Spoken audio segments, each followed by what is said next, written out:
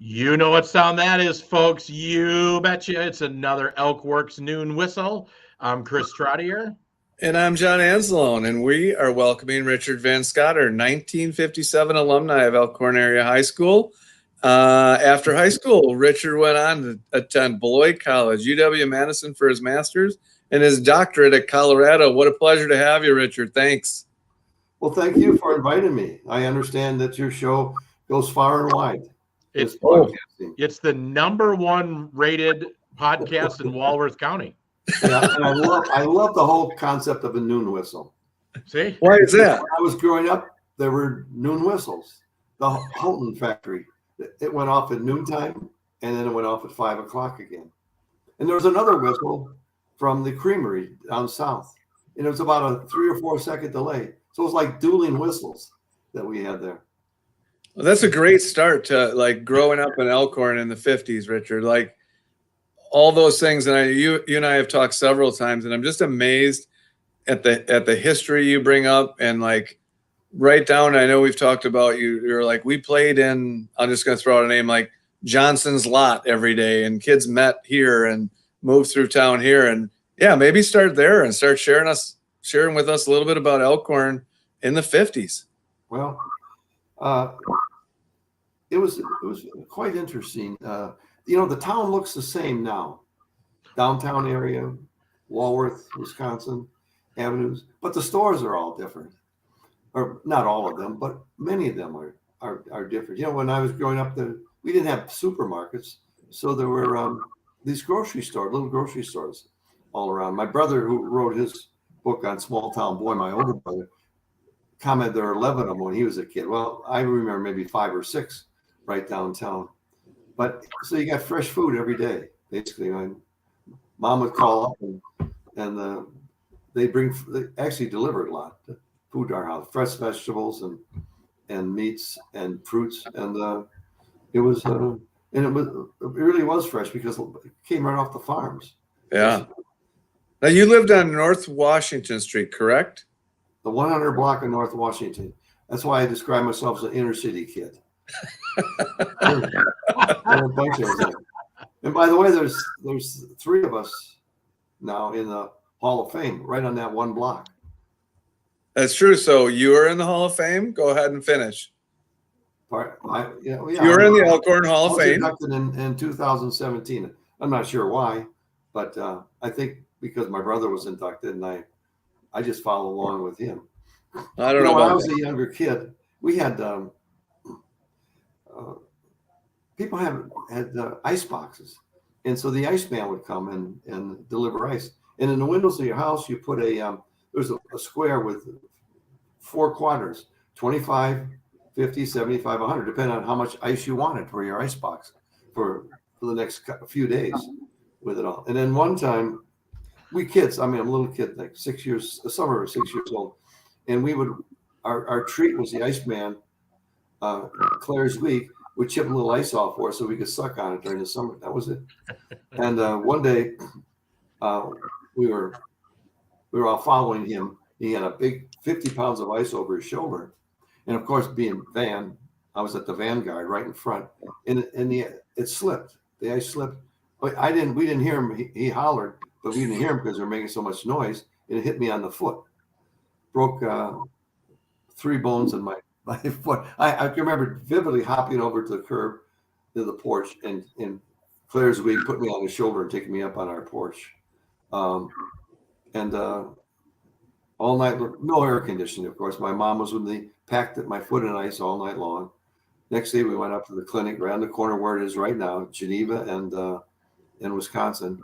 Doc, I don't know if you remember Doc Sorensen, Edmund Sorensen. You ever heard I've heard the name. I've heard the name. He was an icon in Elkhorn.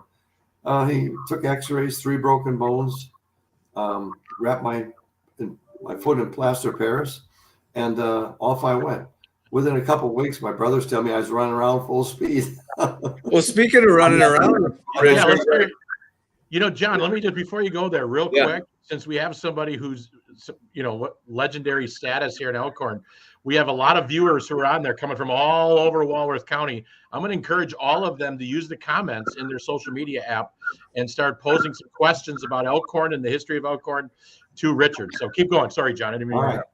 No, perfect, Chris. Hey, Richard, let's dip into, since you're talking about injuring your foot and obviously that healed and you were off and running from there.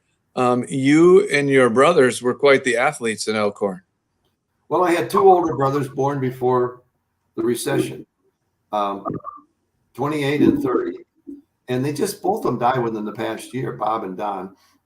And then there's a big gap. I was born in 39. My parents had enough sense not to procreate during the Great Depression. And then Roger came along 11 months later, 11 and a half, and Al came along 5 years after me. So that was all boys. I don't know what would have happened if we had a girl in our family. If I'd have been a girl, that would have been. If I'd have been a girl, I'd have been out there with my brothers playing ball all the time and being mad because Suki wouldn't let me on the team.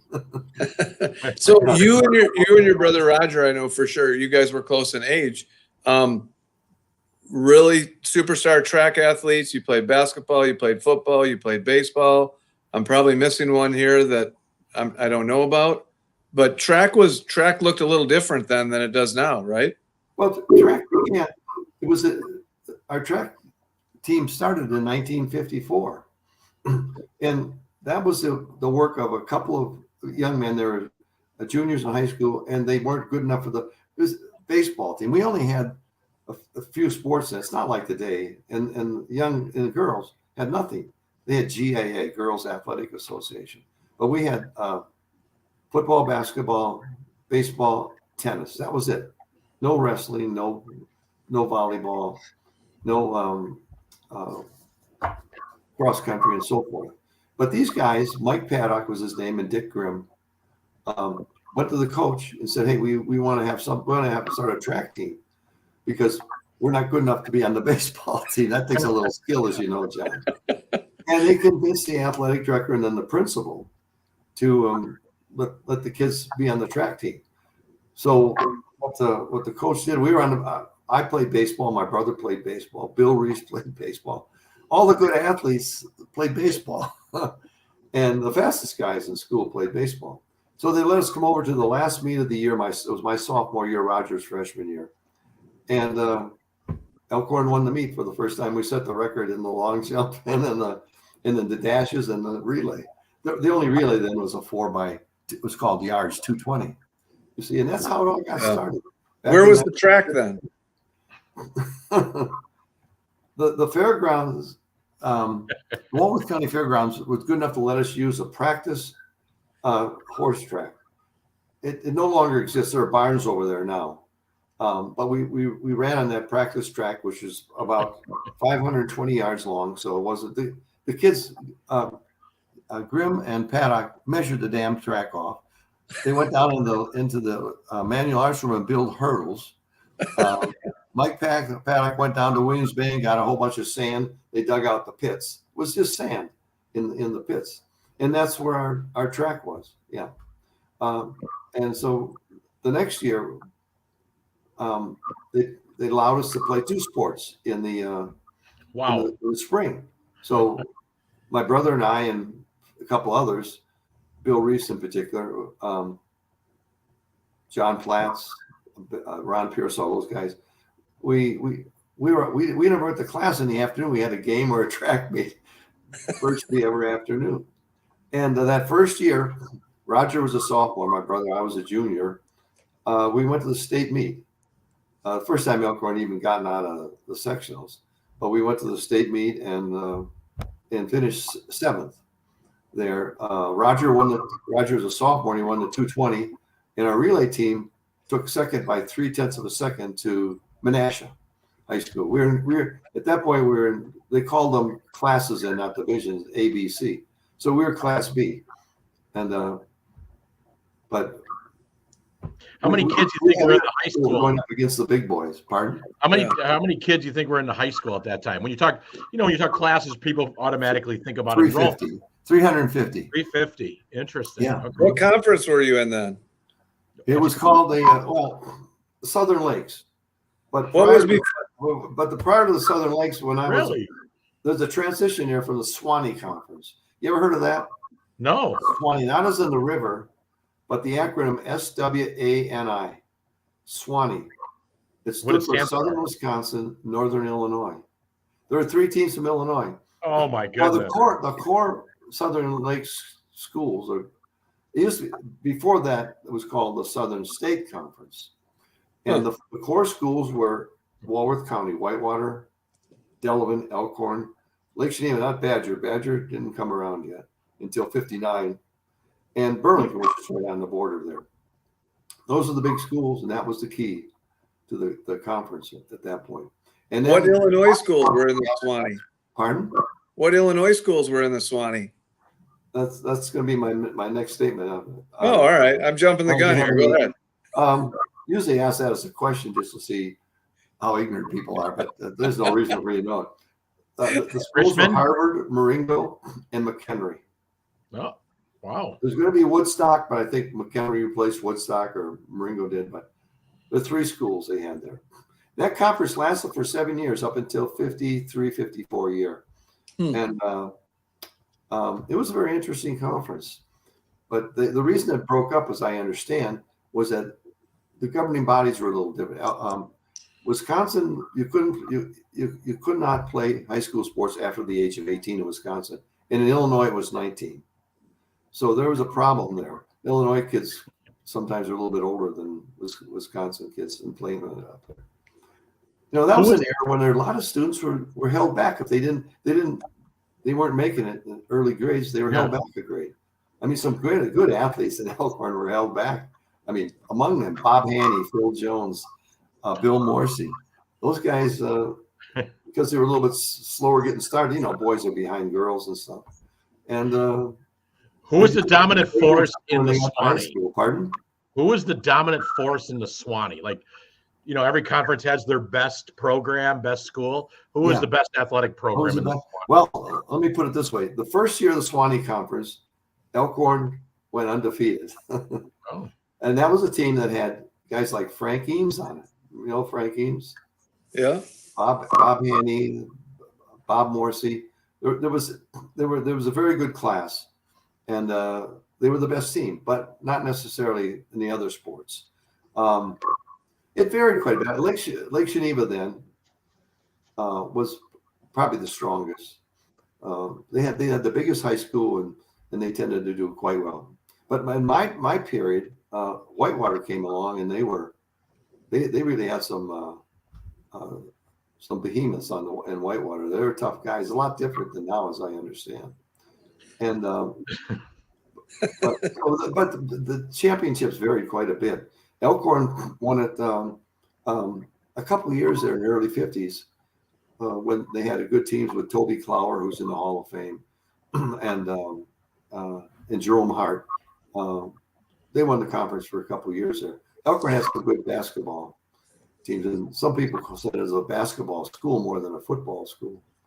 So talking sports, Richard, I want you to share a story because I can't remember the whole thing, but I remember you telling me a story when you were a kid before you were in high school, but you were a manager of the football team. And I remember you telling me a story about coach taking you down the locker room and equipment. And do you remember that? Yeah, but I wasn't the manager. We were in grade school. We were in grade school, and Roger and I would always come out to football practice. You know, that was the thing to do. And we would shag footballs when they kicked them, and if they threw them at Aaron, Roger and I would grab them, catch the punts, and run them back and give them to the coach. And we'd hang around with him, and he would we follow Coach Baxter down to the locker room. He'd go into the back alley there and pull out old equipment for us. So we had these old helmets, leather helmets, shoulder pads, and jerseys, and that was our wear. There were no sporting goods stores then. We didn't have that. Anyways, if we did, my parents didn't have enough money to buy us kids all nice sporting goods, but that was our equipment that we had. It was grade school, John. Okay. See, I knew I wouldn't remember it right. Yeah, well, it's close. You're very close, but those are great times. Yeah, and we followed the teams. I can remember I remember when they were still just playing games under the lights. I was in first grade. Go over to after school, we go over to the football field. The games would be on in the afternoon. The lights didn't come into Elkhorn High until the next year. This 1946, they installed lights in there. But the year before that, all up until they're all afternoon games. We might have the same polls. My oldest brother Bob was was a senior then. Yeah, and he was the all conference halfback and a homecoming king and stuff. And they had they didn't really have a great team. They only had 5 seniors, and one of them was a fringe player. They had 5 seniors on the team. That was it. But the next year they had a nice, strong junior class, which included guys like Bob Sorensen and Frank Eames and Don Jones and all these kids and Woodkeys. And they that's the team that went undefeated first year of the Swanee Conference. So Richard, we're getting about to the end. And for everybody who's on, just so you know, we're going to thank John Henderson for his comments. He's a fellow Rotarian of John and I, and also another legend in the Elkhorn community. Judy Newcomer for commenting on all the great history. And then John did have one quick comment before we sign off. He wanted to know, Richard, did you go to the 1887 building? Elementary school in the 1887 building, yes. High school? No, that was a grade school. That was our grade school building. High school was over in the school that's now the Jackson Elementary. Oh, now, okay. It was reconstructed. It was torn down. It was 2 stories. It was a wonderful facility, basically. It was a classic one, Art Deco. And the gymnasium is still there. You know, the Kinney Gymnasium, they kept that. And they tell me that that's the biggest gymnasium in the county. But that's where we played our basketball games in there. Now, it was the 1906 school, which was the first high school, 1906. And that no longer exists. But it became a junior. When we were there, it was a junior high. So the 1887 elementary, the old high school, 1906 was junior high, and then our high school. Got it. Which is built in 38 with federal funds. Got it. From Yep. So thank you, Richard. So we're getting the end of the time. We're going to do some quick shout outs and thank yous. I just want to let everybody know that this is a first part of a 4-part series with Richard as we dig into as our friend Judy said from the Walworth County Job Center, a lot of great history. We're going to dig in a little deeper at our next one. I think we're connecting in January, I think is the next time. In 30 seconds, anybody got anything? In November? No, would you say December? December's all right. We're going to go I apologize. January, February. Okay, got it. Awesome. So once a month, that's great. So quick shout outs and thank yous. I'll start. Richard, you got anybody you want to thank you or shout out to real quick? Well, there are an awful lot of people there. I mean, high school, going to school in Elkhorn was a real treat. It took me a while to become a student, but eventually I did. And it was a great atmosphere. That's awesome. The folks there, well, one of my best friends there is Earl Paddock, who's a little younger than me, but I don't know if Earl's listening right now, but I know he's been struggling with his health. With it. Many of my classmates have passed away.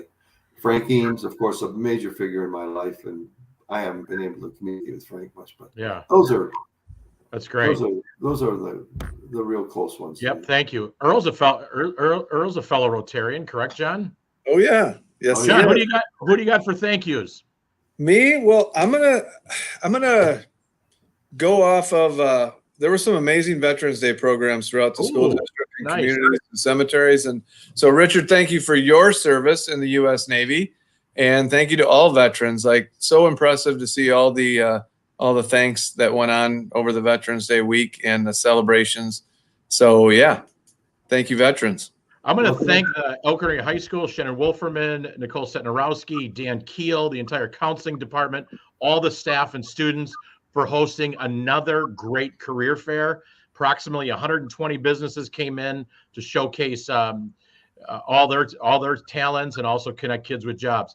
And on that note, as Earl said, there's many whistles that happen, but currently there's only one whistle that says it's time to go back to work, and that is the noon whistle. So thank you, Earl, for being on. We'll see you next month. And on that note, let me find the button. And Thank you, Richard. We'll see you thank next you, month. Richard. Thank you for inviting me. Always.